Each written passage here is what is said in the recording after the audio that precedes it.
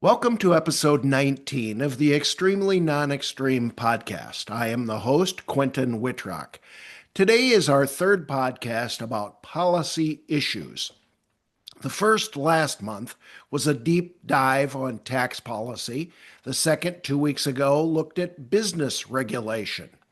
We're exploring the 10 policy statements listed in my Principle-Based Politics blog of November 24th, probing each of them individually with guests. And I believe each statement to be a common sense policy position on which the vast majority of Americans agree.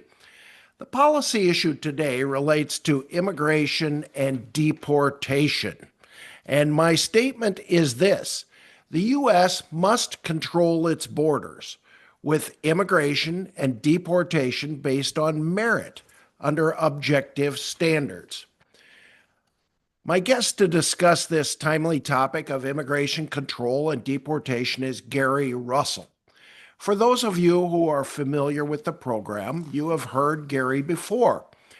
You may recall he is an engineer who became both a Fortune 500 executive and a small business owner. And he has lived for decades in, I will call it, the immigration-involved state of California. The real reason I asked Gary to be a guest again, however, is his political wisdom, his logic, rationality. I think all of those things are badly needed, especially on such a hot button issue as immigration and deportation. Welcome back to the podcast, Gary. Good to be here with you. Thank you. I saw that last year the United States experienced net negative immigration. That means there were more people who moved out of the United States than moved here in 2025. Is that a good or a bad thing, Gary? I'm not sure. On the one hand, we have tightening of the border for sure, closing the illegal paths down to almost zero. And then we've got deportations going on, which we'll talk about, that are taking more people away. And then you have people who are just willingly feeling like they don't want to live here anymore, right? So that's all this sort of emigration out. And then, counteracting that is that we don't have certain labor coming in and diversity that we typically have enjoyed and promoted, right? So everything is a trade-off. And I'm sure we're going to talk more about that. But, we need a system that is tough, but fair and humane. And that has been the challenge for decades. Yeah, I mean, you hear people say that immigration is what has made America great. You hear business people say we need labor, we need consumers. And for those things to be present, we have to have growth of our population. And if that isn't increasing by births in the country, we need immigration. And that's some of the things we'll talk about today. Let's focus first on legal immigration. I've heard you say we actually need more of that. Why do you say we need more legal immigration? Well, I don't think that natural born US citizens have a monopoly on skill or talent or hard work or ethics. We need folks to work, as you said, right, in all industries, hotels, farms, manufacturing, engineering, all of it helps. And, most importantly, I think if and when we provide good paths to legal citizenship, we get all those benefits. Plus, we can cut down on the illegal paths and the incentives to come in illegally. And lately, I feel like there's been just tons of discussion and controversy around blocking illegal paths with not nearly enough emphasis on what I think is, frankly, an easier problem to solve on the legal side if we just had the will to do it. Are you talking about new people coming in or allowing people who are already here to become legally here? Mostly the former, new people coming in. How to deal with folks that are here already is much trickier, but I think even there's solutions that we can apply that are, to use that expression, fair, safe, and convenient. I think many politicians actually, in their heart of hearts, including Donald Trump, agree with you. Uh, President Trump has said we, quote, lack enough talent for specialized jobs. At least up to a point, that would be in line with what you're saying. And what prevents legal immigration that you say our policies should promote or at least allow? Well, probably just the will and the priority and the mind share in Congress to do it. Um, we have a lot of obstacles towards faster legal paths to get here. And I think we'll probably talk more about this, but the system was designed for long ago, right? And it hasn't been modernized to utilize all the tools that we have today in an interconnected world to speed things up and probably do the safety and security versus benefit that we need and that we want. We can probably both increase our inflow of real strong talent at the same time that we're improving security by applying new techniques to older problems. And it's a combination of humans and technology to do the job. And right now, what I see is a very strong, almost total focus on deportations and border control, and not anything going on anymore with the legal side, unless it's happening in the back. We're certainly not hearing. Well, doesn't it seem like in the 21st century, a quarter of a century into that century, that with AI and all of the access to data, we could come up with some kind of systems to predict who is going to be a law-abiding citizen, who is going to be self-sufficient, who is going to assimilate into our culture, who is, going to make a good citizen, and then predict using models and allow more legal immigration through those pathways. It just seems like we ought to be able to do that. Yeah, absolutely, yes. And for those who are concerned about machines or AI making, very difficult or risky decisions, you can apply human in the loop as a last step. So not only can you gather the data, which involves a lot of repetition, a lot of search in international databases and interconnected databases, we could let the AI do that work for us much, much faster. And then, as you said, make a first cut or call it draft decision or prediction of what type of individual we're allowing in, and then have humans in the loop to do a check on it, to weed out inconsistencies, to run the algorithm again if by chance it doesn't have a high rating, using my engineering terms, but you don't have to just be all one way or the other. And again, maybe this is happening and you and I don't know about it and they're going to reveal something.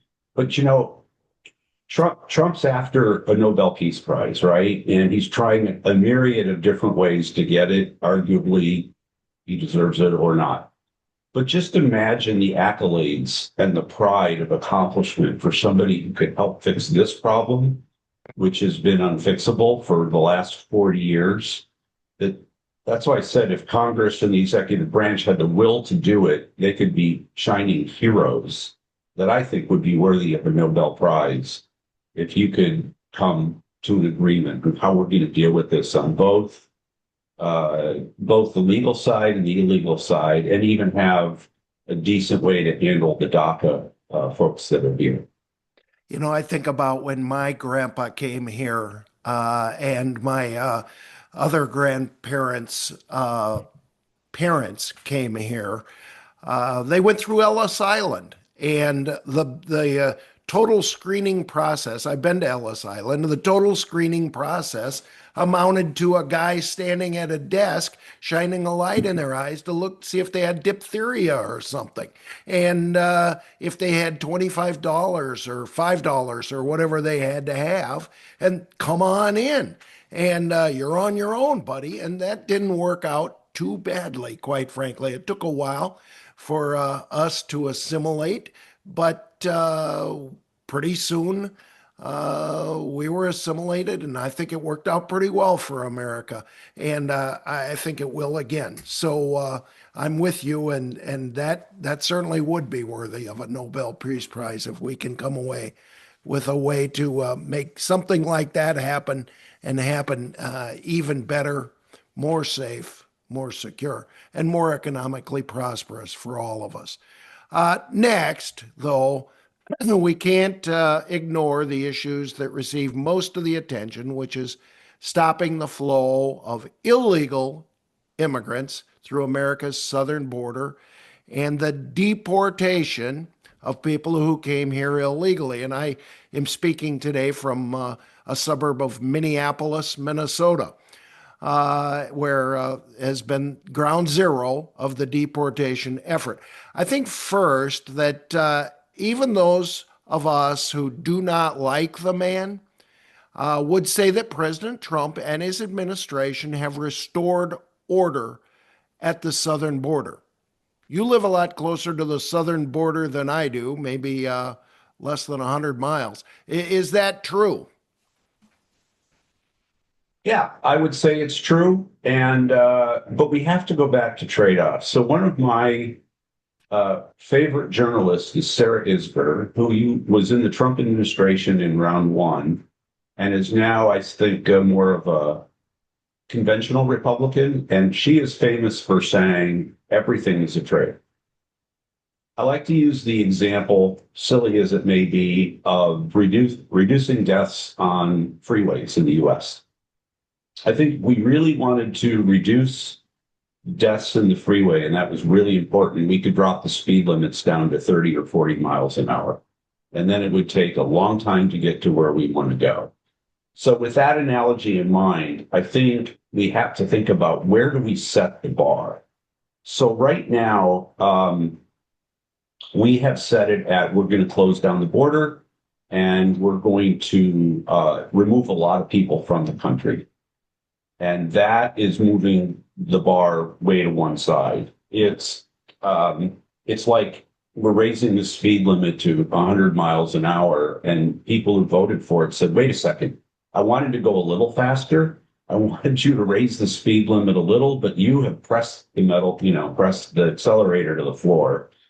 And we're now in a position where people who even were in favor of that are going, whoa, what's going on? This is getting a little out of hand. And I've heard arguments on both sides of this, okay? And some of my MAGA friends have said, look, we had to do it this way to fix a very broken system before. Had we not had such a problem before, we wouldn't have to resort to this. And I really doubt anybody's getting enjoyment out of this. But they're saying this was our job, and it was so bad that this is the tactic we have to take now. And yet, on the other side, you got people that says this is inhumane, it's undemocratic, and this isn't my country anymore, and I agree. So, the way I describe it, and I wrote this in a blog post once, is that the methodology for controlling immigration, illegal immigration at the southern border, has been Donald Trump and uh, his people standing arm in arm at the southern border figuratively speaking, of course, and being America's scarecrow in chief. They have uh, taken a number of steps, employed a number of tactics to make immigrants know that they are not welcome here. And intimidation, cruelty. Can things like that be good federal policy and things designed to get people to be so mean to them that they will self-deport?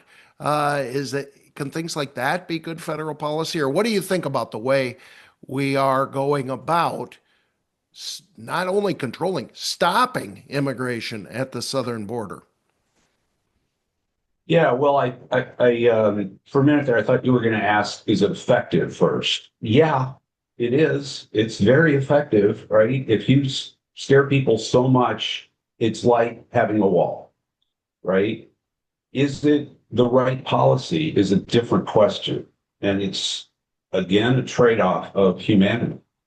And I don't think that our country was built on being that mean that we wanted to deter everybody. And yet, on certain crimes, we do, right? And I think we agree that for murderers, if it takes scare tactics, that's what we're willing to do. And one can debate how effective, the death penalty is and things like that. But not all crimes are equal. And I think wanting to be in this country is perhaps a crime, but it's not at the same level as armed robbery.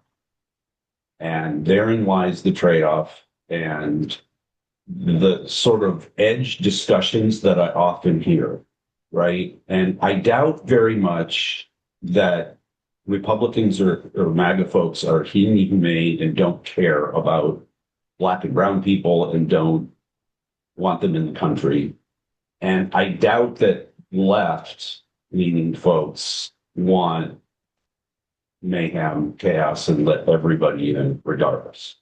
And yet those are the discussions that we have, right? That's what we center on. We don't talk about where to set the threshold, the lines, the trade-offs, and we certainly aren't talking enough about legal pathways to get in and having that be the promise of the future and the bright, shiny light. Rather, it's all the dark ones that are happening in the city. And you talked earlier about political will. It seems to be that neither political party will propose policies for how to restore immigration to some kind of a reformed and better state than it is in now, for fear of angering those who oppose various options. They're afraid of the fringes of their parties, and if I'm a Republican and I propose something that might allow more immigration, there are those who will say I'm soft and I favor criminals. And if I am a Democrat and I propose something that will control or put more standards or will resort in some people being deported, I'm accused of being not supportive of rights and poor people or anything else that I might be accused of being against. So, what actually could we do to solve the problem that recognizes everyone's political dilemma and Well, deals I think with it?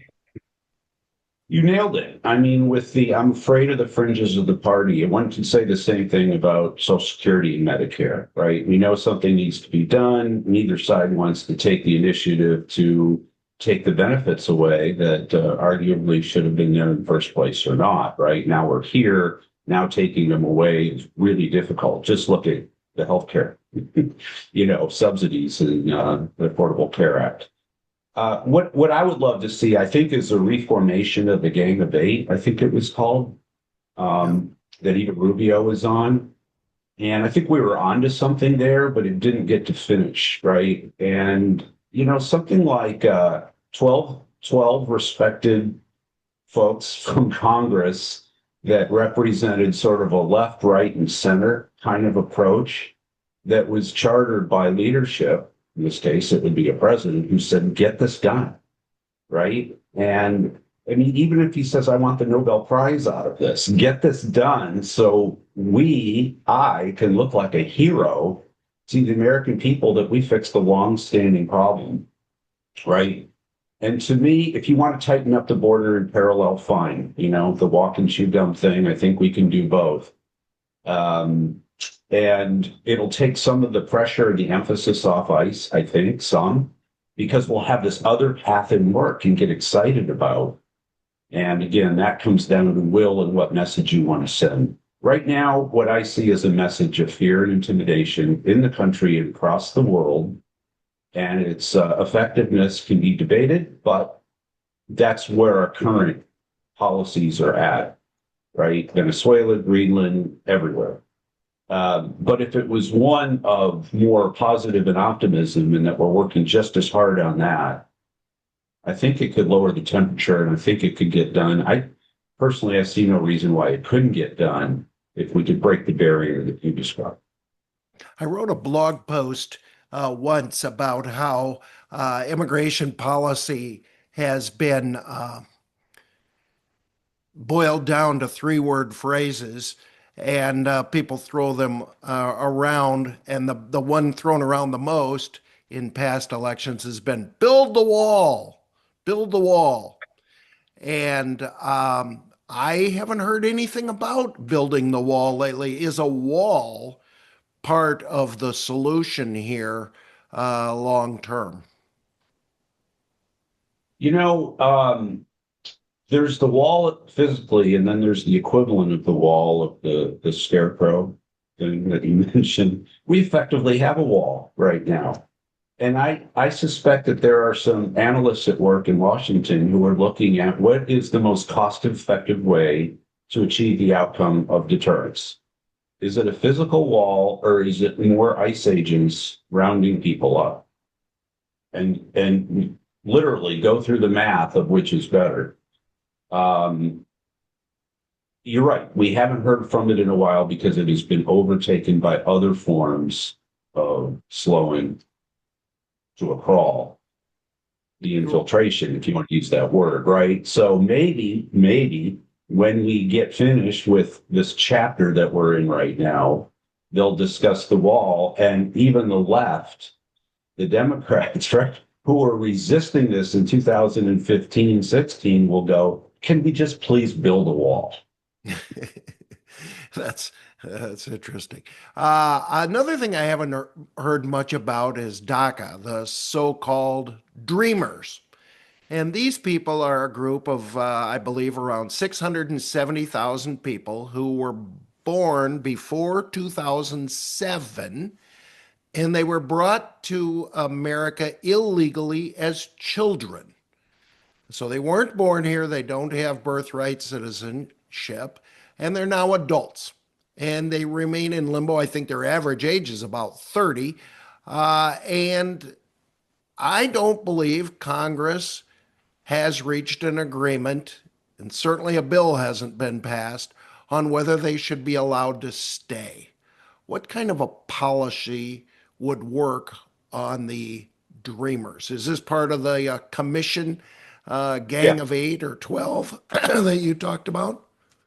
yeah, I think it is. And this is one of the most delicate and hardest conversations I've had when I've talked with people about this.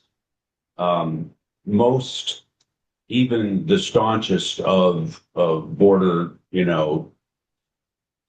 um, patrol folks will say, you know what, DACA's folks are different. If we can clear up the other thing, we'll get on to solving that as well. And I think for a few years in there, we were pretty close to passing that under Republican-led leadership that says there's a path to citizenship. We're just going to make that as part of the grand bargain. And then it sort of all disintegrated, fortunately. I can only imagine the fear and the hesitation of DACA folks as they try to live their life, especially right now, watching what's going on. And I think about risk and taking chances. and how American it is to do that. And if you throw in fear and hesitation, how un-American that is. So I think the last thing we want as a nation really is to inhibit folks from taking risks. But if they're always looking over their shoulder, then it's going to at least temper that a little bit. Strikes me as a So, form of psychological torture almost yeah, to put people through the uncertainty. right. So let's solve it, right? Once and for all. So again, one would think reasonableness would prevail. Is it a deportation? Probably not me. Again, use the technology and the human judgment again to go through, ask basic questions, get some identification, ask folks what they're doing today, look for criminal activity, and if there is none, we let it go. But we vetted it. We put it through a system rather than one extreme or another of everybody's automatically waved in, which would upset part of the right. And then on the other side, a full deportation and treated as others are, which would really anger people on the other side. Um, I'm not saying this is easy, but it is solvable with a reasonable approach and is part of that commission's charter. And I don't think we can nor should live with this for another 30 years. Let's just solve it. Deportation or mass deportation is the issue of the day. And as I said, especially where I live, ICE is the word, to misquote John Travolta. ICE indeed is the word that we heard lately with extreme meaning and feeling. The ICE surge into places like Minneapolis. Is that good policy? Um, Everything's a trade-off, right? So again, I've heard the let the feds do their job. It's their charter to enforce the perimeter of the country, and it's not a state issue. Let the feds do their job. Certainly, um, um, you live in the state where this is the most prevalent right now. We're going, let us solve this. This is a state issue, and we'll take care of it. I watched the Renee Good video a few times. I'm no crime expert. I'll weigh in though. To me, it looked like she was scared and trying to get away, as opposed to somebody trying to run somebody over. But let it play out. Let there be an investigation. As I said on your blog one week, everybody immediately jumped to their sides with what they thought was the conclusion rather than letting it happen. Um, I also thought back to several other police actions that started out with the traffic stop and ended in a homicide. And I put it in that category as opposed to ICE per se. I feel like we need to let our law enforcement do their job and would love to see people more protesting the laws that are on the books rather than risking their lives by resisting arrest. And I know it's easy for me to say because I haven't been in that situation. Um, I hope we get through this dark chapter pretty quickly. Yeah. Uh, when I think about deportation, I think about after due process. Why can't we just deport the people that have committed serious crimes here in America or serious crimes before they came to America? Let law abiding workers and families who came here for economic reasons stay and agree to enforceable rules for anybody who wants to come here in the future, and then make fast, efficient decisions at the border. I know all of that sounds like pie in the sky, and parts will be objectionable to all concerned, but I agree with you that there's got to be a solution here that involves trade offs. Gary, here's an easy one for you, which I'm passing along to someone who I know has daughters that might be that age or lives in California and might end up crossing this. But a guy asked me the other day if I know someone who is here illegally, and he's talking about here in Minnesota, but this could be here in California or anywhere else, what is my moral obligation? I'll just throw that soft, easy question out to you. This is the easy one, huh? Um, not all crimes are the same. Okay. And I've had to use this in my thinking throughout the years as a young person and then older and now older yet about trying to apply black and white answers to grayer issues, right? And if I know somebody who is, I'll even say smoking crack, let alone some other illegal drug, and they're not selling it, they're just using it, I'm staying out of it. I'm not calling the authorities to turn them in. On the other side, if I know of a murderer who's just escaping from a recent crime, I feel you did ask moral, not legal, right? So Right, I'm moral gonna obligation. answer with my own morality standards that would cross the line for me, and I would feel in order to protect others from harm and also do my civic duty, I am probably calling the authorities on that. If it comes to, I've had workers come to my home and do really good work, whether it's construction or landscaping, electrical, and I don't ask for their documentation status. I know others that do, where they want to see licenses and stuff like that. Fine, it's your choice. I look at the quality of the work and the character of the individual, and of course the fairness of the price. And so to sum it up and answer your question, if the only crime is that they're here and they want to be here, I'm staying out of it. All right. I'll give a little wrap up here. I called this a homily last time. U.S. workers want to keep their jobs and they want to see wages increase. U.S. citizens want their communities to be safe. On the other hand, companies want workers. Foreign people want to improve their lives. Unfortunately, these understandable motives run into one another, which is U.S. politicians want to win elections. So, U.S. politicians, rather than honoring all of these various concerns that people have a tendency to uh, accentuate some over others because they think that's where the votes are to be had. And so they make the immigration issue more difficult by trying to convince the U.S. workers and citizens that jobs will vanish, wages will be suppressed, streets won't be safe if immigration is allowed. Other politicians pander to voters by emphasizing the inhumanity and the racism of their opponents and that they supposedly perpetrate those traits when they are against immigration.